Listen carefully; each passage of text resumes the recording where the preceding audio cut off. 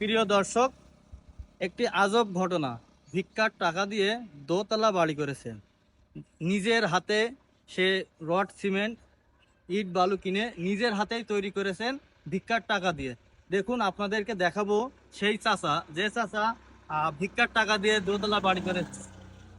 এই যে সে চাচা, চাচা বসে আছে আমাদের সেই রুমে। কাকা, আপনার বাচ্চা আছে কি? বাচ্চা কাচ্চা আছে আছে। বউ আছে? আছে বউ আছে, ভাইপো আছে। ভাইপো আছে? ভাই আপনি আপনি এখানে একা থাকেন কেন? একাই থাকে। একাই থাকেন? ও, খাওয়া দাওয়া কোথায় করেন? খাওয়া দাওয়া এখানে করি। এখানে করেন? এখানে খাওয়া দাওয়া দেয়, খাওয়া দেয়। বাড়ি বাড়ি করতে কি হচ্ছে কত খরচ হয়েছে? কত টাকা খরচ হয়েছে আনুমানিক? 2 লাখ টাকা 2 লাখ?